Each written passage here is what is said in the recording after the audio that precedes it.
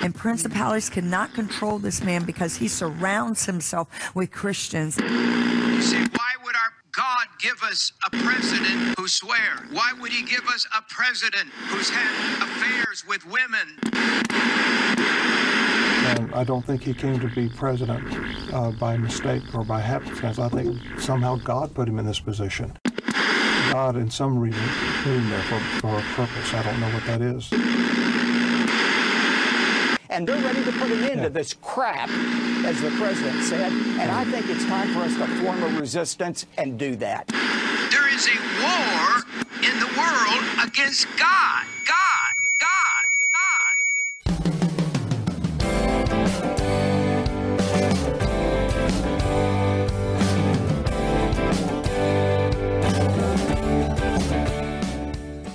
You know, as you know, we're having this prayer vigil on Friday. And do you have any specific comments just to folks who are just, really hurting right now? And just in your reaction to what's happened in Pittsburgh and over the last couple of weeks of just the increase in violence, and then the continued tone of vitriol and really hatred and division that continues to come out from this White House and really across the country.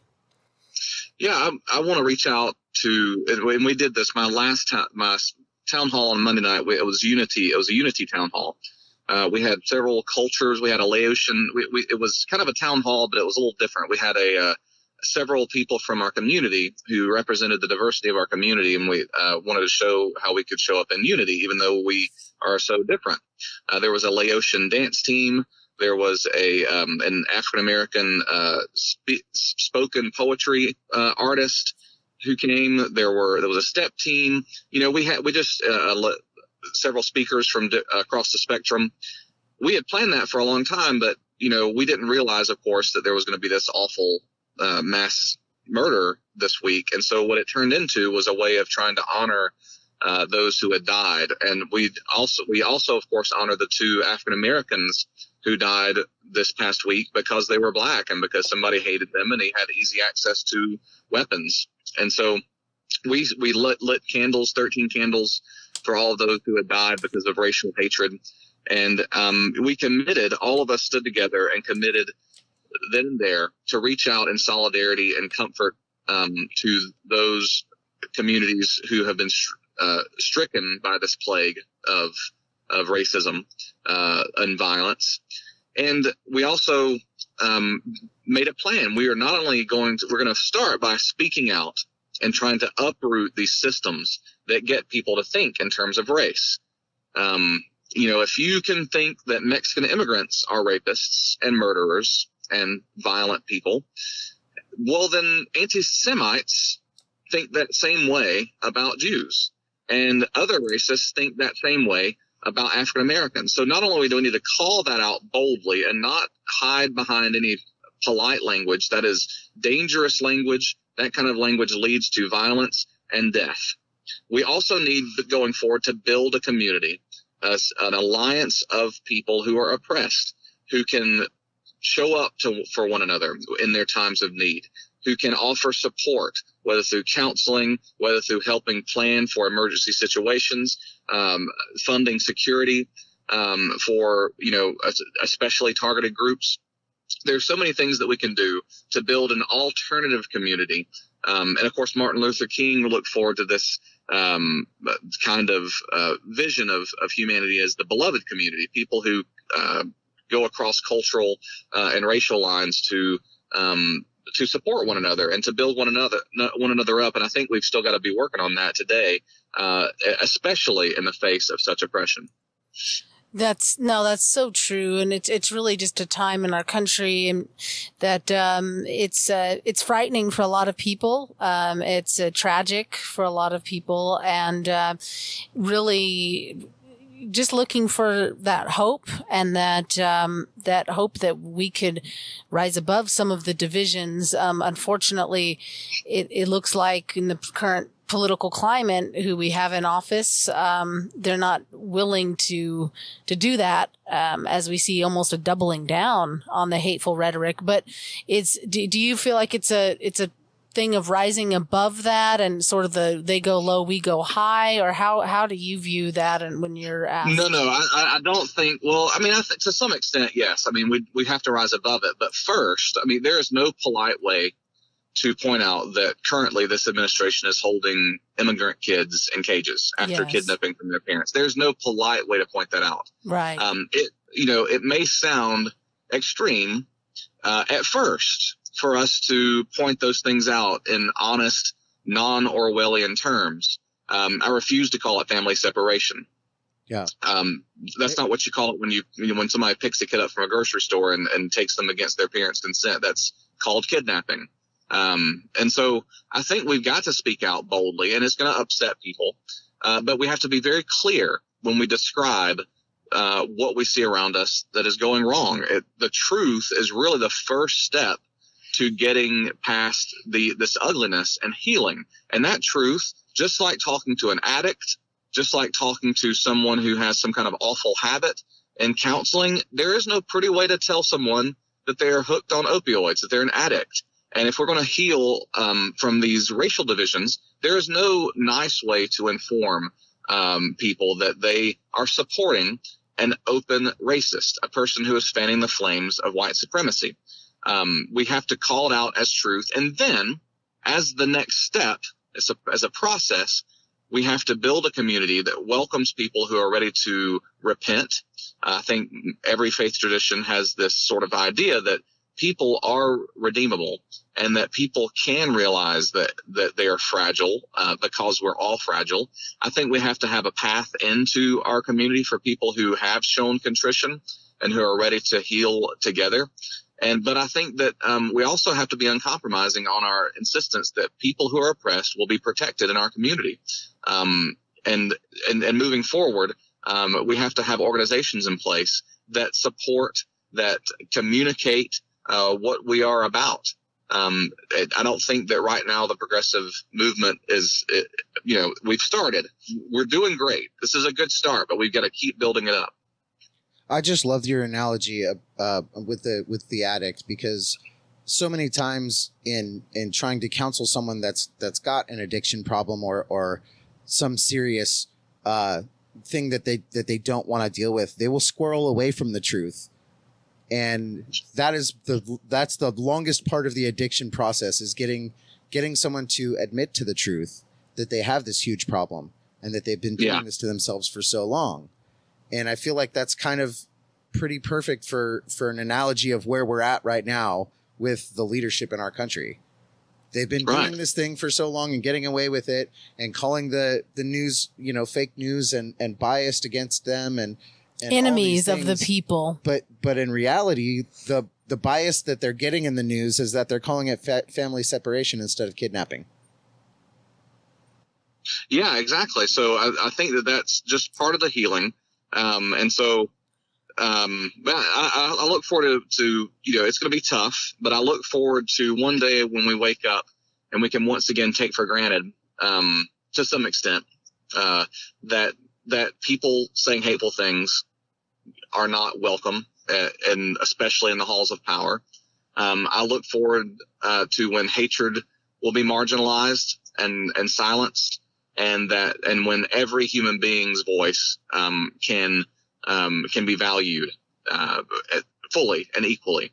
But I appreciate you guys' time today. I've got to actually head down to Atlanta, and Georgia, they just passed a law I can't talk while I drive. So I do have to let you go. Thanks for your time, Josh. Thank you so much.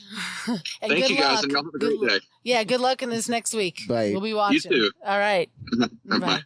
So I want to thank you, Pastor Forrester, for joining us on this prayer vigil. And this has been an especially rough time in the last couple of weeks with what we've seen. I'd just like to get your thoughts and any prayers or how you've been feeling about the country right now and where we're at. It's a pleasure to be with you guys. And this is a dark time in our country's history. It's a dark time for our democracy. It's a dark time for our country spiritually. And not only because of the events that have just happened, which are heinous and are horrible and are so grievous. There's no words really. But also for the response of our president. The response when I first heard that evening after this horrendous shooting in Pittsburgh, his response was, as far as I'm concerned, as a pastor, as a Christian, as a man, as a dad, as a husband, as a human being, his response was just sickening, was very, very disheartening. And I guess I just kind of was a little bit numb when I heard the way that this man, who is the leader of our country supposedly, responded. It was very, very sad. And I've had a certain sadness and a certain grieved feeling in my heart ever since this. It's just, I think it's despicable, his response to these horrific events. And I kind of want to just be clear so our listeners know that the response that he gave was actually that they should have had an armed guard there, and that would have prevented it. Yes. Rather than accepting any kind of responsibility or saying that this was a tragedy or anything like that, his response was to arm more people. Right, and as I was talking with someone on sharing some things with someone on Facebook, I suppose then that being in pastoral full-time ministry for 46 years now, I suppose that our church, what we need to do is hire a couple of armed guards. And maybe I need to be carrying myself while I'm preaching, and maybe even have some in the congregation armed. And I guess that our churches all need to be armed, our synagogues, mosques, whatever. And this is the answer. And then later that night, I heard him, or perhaps it was the next day, but anyway, real close in there. Then his other thing was, to really rev up the death penalty, and so his answer basically have armed guards, have an armed presence in the churches, the mosques, the synagogues, the temples, and then to make sure that we have the death penalty for everyone. And so, it's a very, all I hear from this man is just, I don't hear empathy. I don't hear compassion. Once again, I just don't hear it. I think we don't hear it because it's not there. No, it's not. It's not. And it hasn't been. No, it hasn't been. He's he campaigned on reforming gun legislation, reforming gun laws. He talked about it on his campaign trail, and he's done nothing but further the NRA, further their lies, further their rhetoric about how the only way to protect something is through violence or the threat of violence. Yes, and that's their entire narrative. Yes, and then you're so right, Justin. And then along with this is the grief that I see in my research that I've been doing now for 2 years, is the grief that many of the evangelical Christian religious leaders in this country continue to hold for this man as God's anointed vessel to bring the ways of God and the plan of God back into America, and that he is an instrument of God. I think I really, and I don't use this word lightly, and I very rarely use it, but the word blasphemy comes to my mind over and over and over in this last week.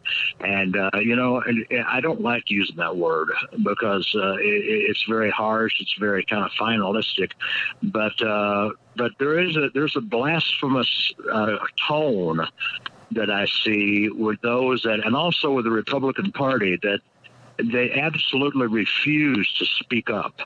And so where are they? I did hear Paul Ryan say, that yesterday that the president can't just overturn the 14th Amendment because by an executive order.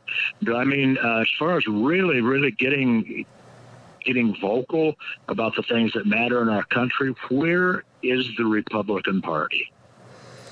Right. And what do you say to, just the people that maybe they don't vote Democrat, they're independent or they're Republican, but they just right now, I mean, they don't like what they hear. They don't like what they're seeing. Obviously, they do have compassion. They see that, I mean, people being sent bombs, people being, and then the shooting, anti-Semitism on the rise, and the president's response to this, and the coldness and callousness, and just to continue to push more hate, push more of a narrative of fear, push against immigrants more, refugees.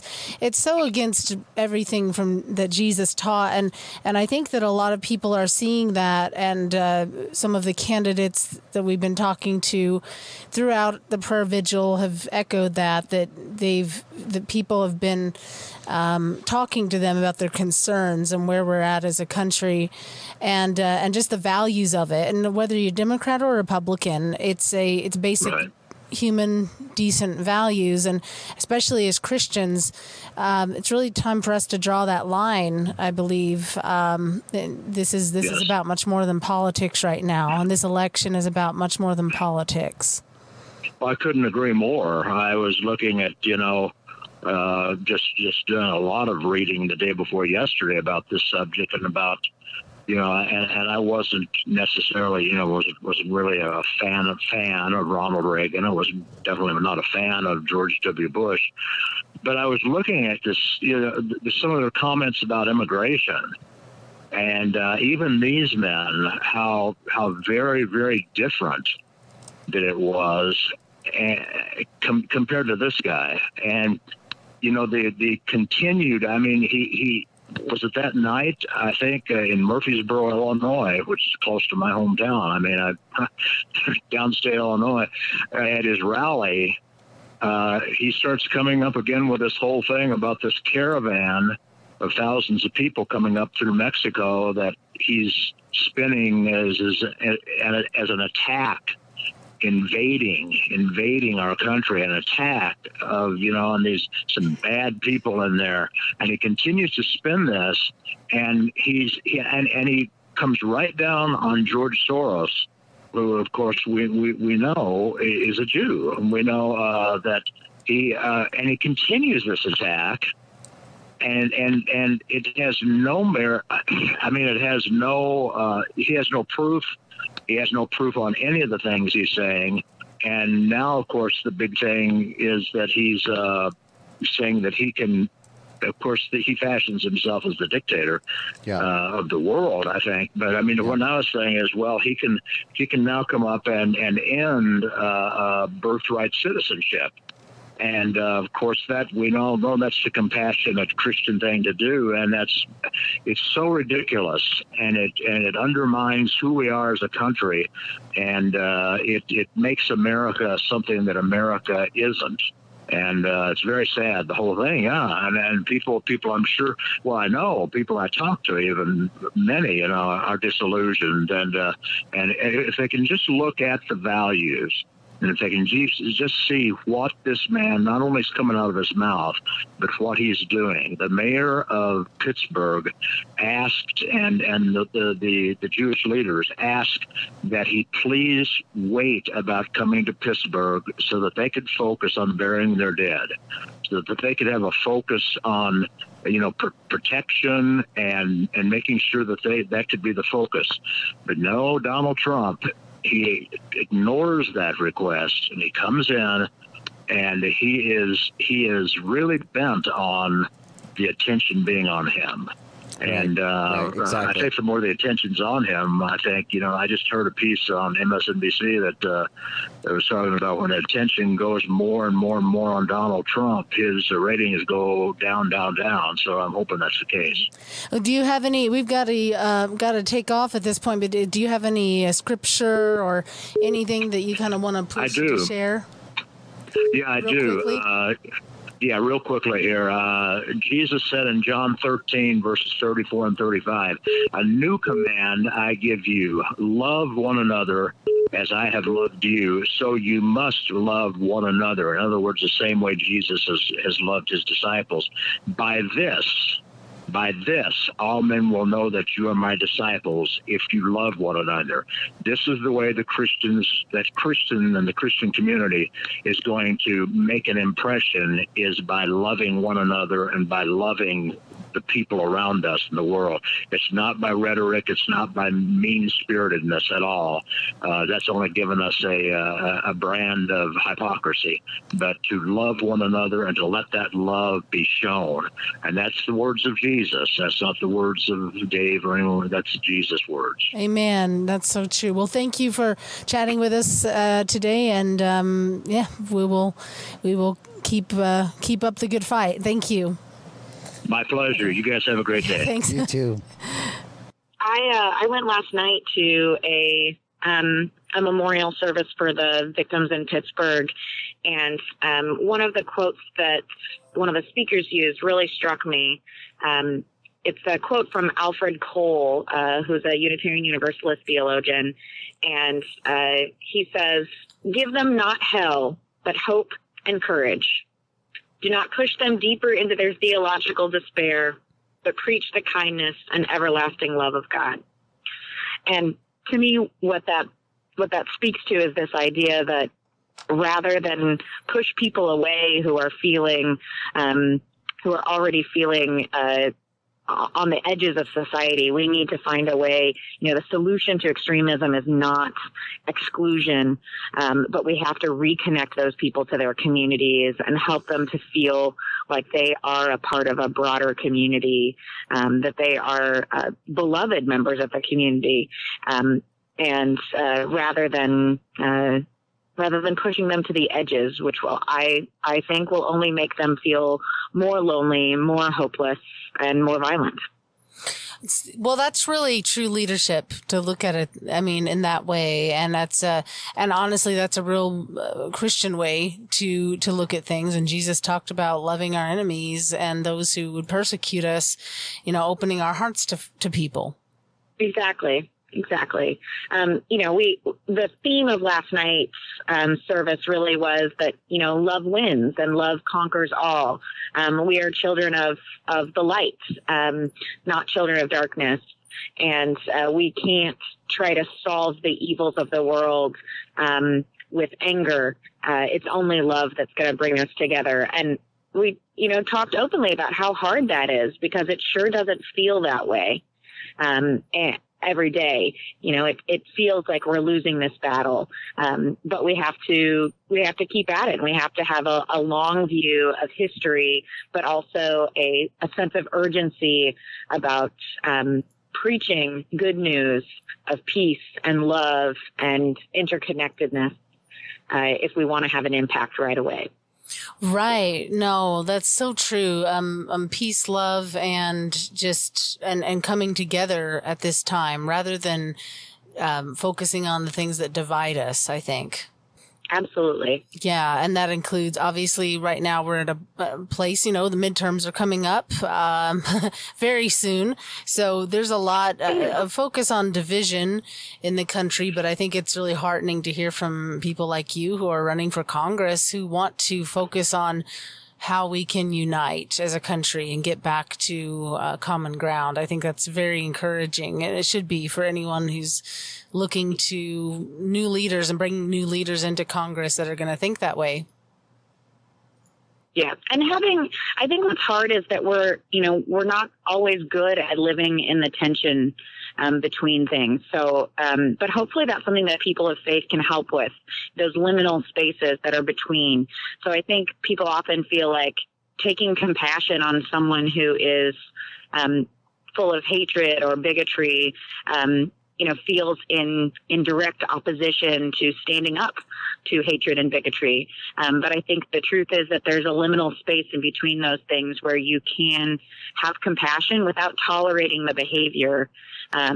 You can still have compassion for the human being who is acting out of loneliness and out of being disconnected from the love of God.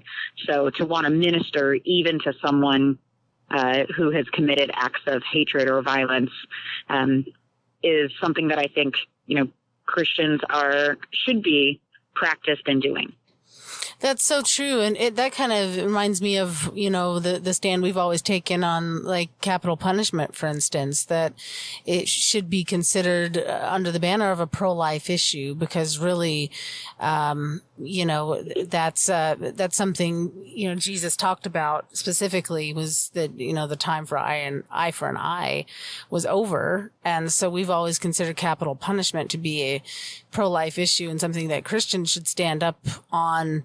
Why do we want the harshest punishment? And it seems like it should go against our very nature when we're looking at values, that we look to the harshest punishment. I mean, whether we're talking about capital punishment or talking about, term limits as far as, sentencing and the drug war and, just looking at the harshest punishment. It doesn't seem like that should be a Christian value. Right. Right. And it doesn't mean that we're letting people off the hook or condoning bad behavior. Yes. But it's about having hope. You don't want a permanent punishment. If you believe in redemption, then you can't advocate for the kind of punishment that eliminates the possibility of redemption. And we have to be open to that as well for folks. Unfortunately, we've seen so many Christians and Christian leaders over the last few weeks just vilifying refugees and people who are trying to come here, who might be undocumented and having that kind of compassion for people who really are just trying to flee violence. And yeah, it's like you said, we have to protect, our borders. We have to protect, as far as, respect the law. But the fact that you got to start looking at people like human beings again, I think. Right. Right. And that tension is uncomfortable for most people. But we have to stand strong in that tension. Yes, absolutely. Would love to get your any comments that you have on just kind of the place we're at as a country right now, and the Pittsburgh shooting, and just sort of the hate and the hate against the other, the immigrant. Just anything that you have to say about that. We have a prayer vigil this Friday, and this section wonderful. Will be used for that prayer vigil. Yeah. I'm attending a memorial service tomorrow in Fort Worth for the whole city as a memorial for the people who were massacred in Pittsburgh. And I think it's important not to vilify people who had nothing to do with what happened, because it's very easy to get angry and say this was Trump's fault, or this was, his followers' fault, he's made hate possible and all this. I think, and just focus instead on trying to find peace and healing. I think that just requires us sometimes to be bigger than we really want to be in some ways. And I think it's just, taking time to reflect and realize that most people, even if you disagree with them politically, are good people. And they really mean well, and sometimes they may just be misguided. So I think it's really important not to escalate things just because others have. I think there's a lack of leadership in our country where we don't have ethical people standing up and demanding and saying the right things. And we're missing a leader at the top who's capable of healing the rifts in our country and who seems intent on exploiting those rifts for political gain. So I'm not saying, that there isn't some fault and some blame. I'm saying therefore don't extend that and say it's everyone who supports President Trump or everyone who's a Republican, because people don't know really. I think a lot of people think that they're voting for security and a good economy, and they haven't quite figured out that, the values that are being espoused by the Republican Party today don't really reflect their values. No, absolutely. And you're so right. That's you can't scapegoat or stereotype any group. No, exactly. And that's all I was saying. Yeah, absolutely. And all Republicans are, you can't put them all in one boat any more than you can. All Democrats or all liberals or all conservatives. Yeah, and, exactly. And it is really a time to, and that's why I think we're seeing a lot of folks who are, who identify as Republican or conservative, switch over and vote independently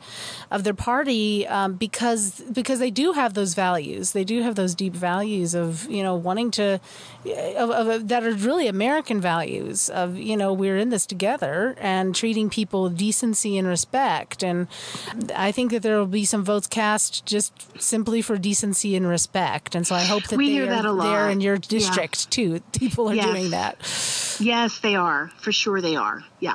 Yeah, that's great. I mean, that's great to hear. So tell us a little bit more about that memorial service. And are you speaking at the service, or who's going to be talking? What's happening? No, I contacted a friend of mine last night who's prominent in the Jewish community.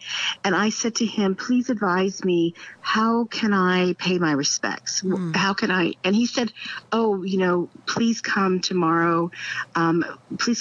Tomorrow we're having a service at 6:30, and it would be great if you would come. And he said, come to my house and we'll walk over. It's 5 minutes from my house. So we're going to just, go over and just grieve and show respect for the fallen.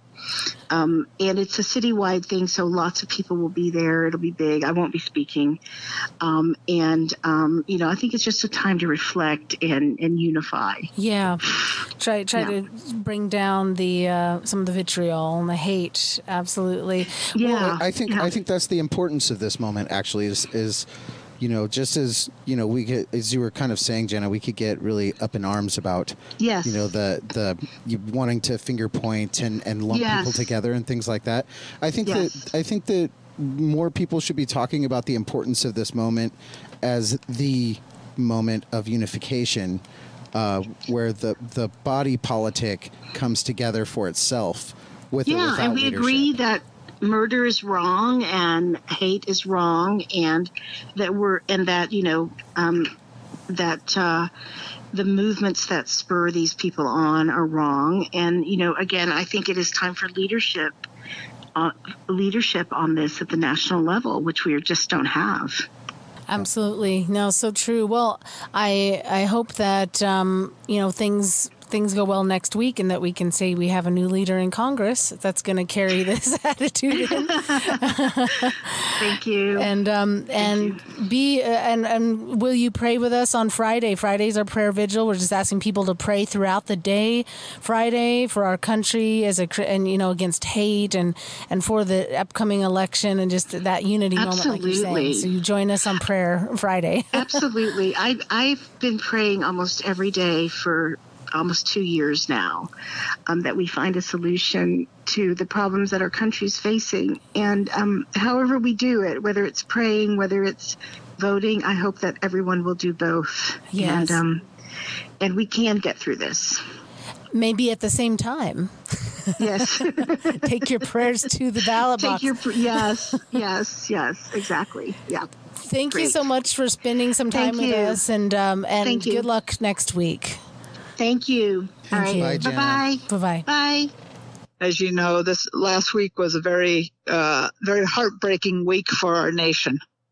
It was very shocking. It was very heartbreaking. We had our, the guy in Florida, I don't even want to give them names, with the pipe bombs. We have the person who killed 2 of our community members in the Kroger store. We had and of course we had our 11 souls taken too early in Pennsylvania.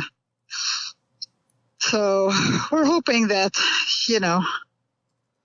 people will stop with this madness. And it started in Charlottesville.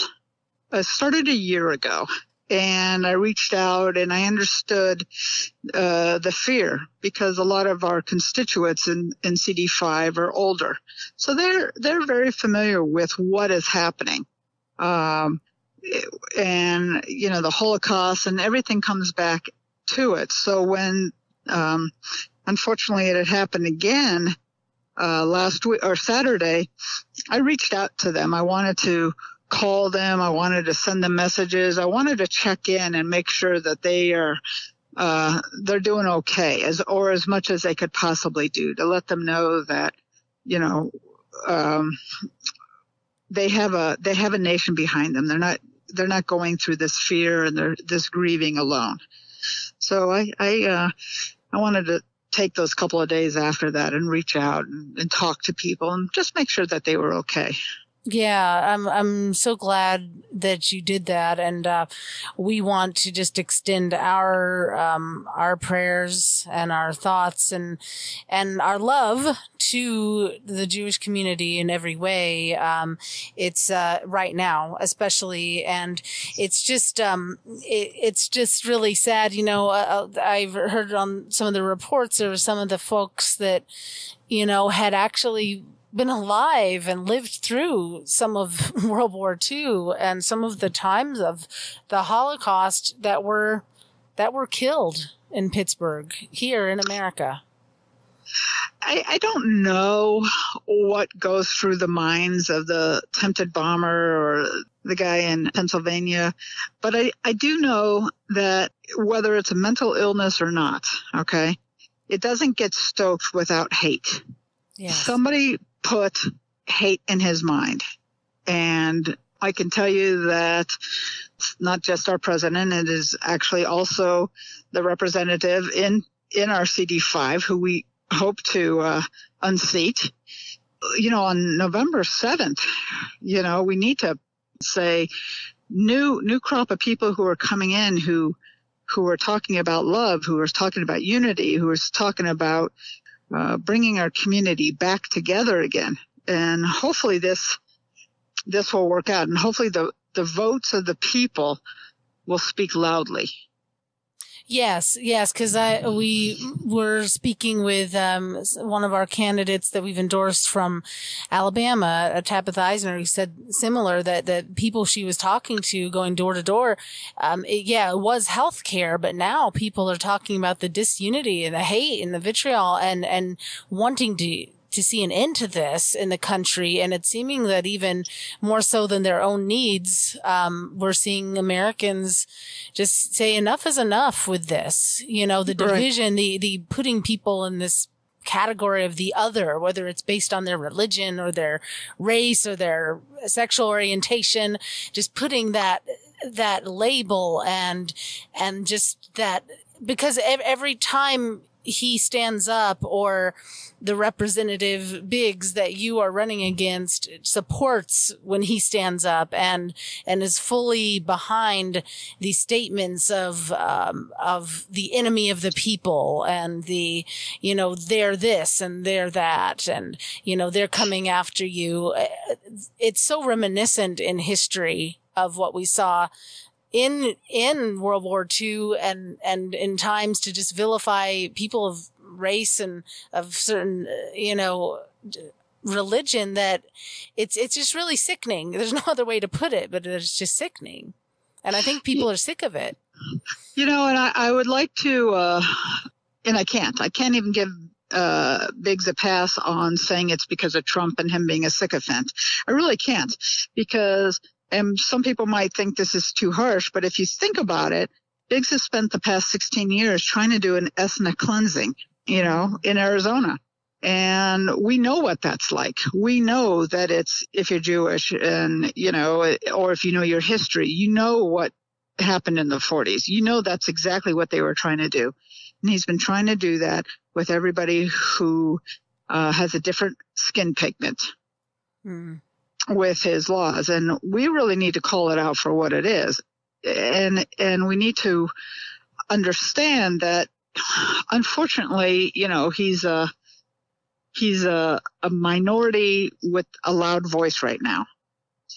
And we need to, as a majority, be a louder voice.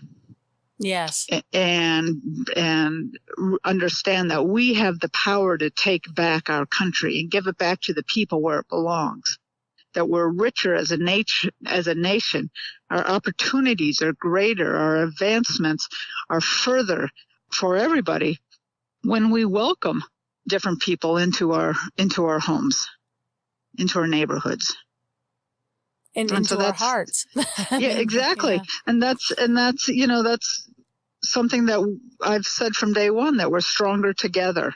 We thrive together. And so I'm hoping that people will understand that message. And, you don't want to make that as a campaign thing, but maybe this is finally the thing that says enough is enough for these people. Let's stop voting party and vote out people who don't represent your heart, who don't represent your values.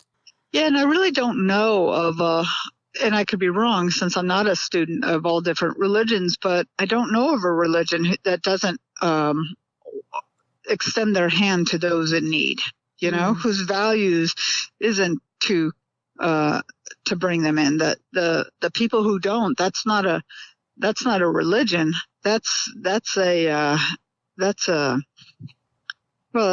character flaw, Yeah. That's something that that's a Republican Party. Yeah, that's something that doesn't that's that doesn't resonate. We have to protect. Keep it all inside the walls. We have to protect it. But there's no values as far as religion that I know of that go along with that. It's much different. It's actually the opposite. It's give away all your treasures and live for people and store your treasures in heaven rather than here with goods and gold. But we all know what happens when tragedy happens, whether it's man-made or nature-made. Gold can only take you, when you're in the midst of a hurricane, or a tornado or something like that, your $1 million mansion falls just as easily as, the trailer. Yep. Where you need your neighbors at that point to help you through this. If you haven't been a good neighbor, then why would they help you? Exactly. So true. It's about that idea of being a welcoming neighbor. And that's a theme all throughout, the Old Testament, the New Testament, absolutely. I was just thinking about the story of the book of Ruth, and of that she came in as a refugee.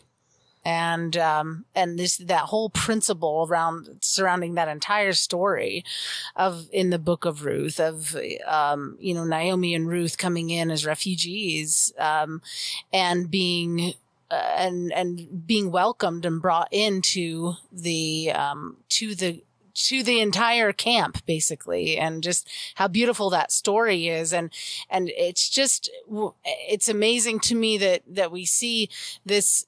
And I don't know if you have any specific thoughts on this. I would love to hear if you do, but the way the radical right, and I know that, your opponent has brought it up himself before, saying that they're in support of Israel and Jerusalem, but yet going along with what has become, maybe it's not considered an overt anti-Semitism from the administration, but going along with this kind of hateful rhetoric that is now affecting the Jewish community as well. Well, I don't believe that they're for Israel or the Jewish community, because you don't get to, if you say that you're for it, then you're for it 100%. You're not stoking and saying, for I guess, Soros has become, which I don't even know. He could, he's considered the boogeyman. Right. You have to put a face and a name to that. But so how can you say that you're for it, for a country or a group of people? I mean, I would like, I bet they don't know one Jewish person that they would, break bread with. That's such a good point. And the point on Soros, because, I mean, Soros was sent a bomb too. And yet he's continued to be vilified. The next day, the president got out and started accusing again of Soros, funding. And that's a anti-Semitic idea that goes way back. Yeah. So the reality is,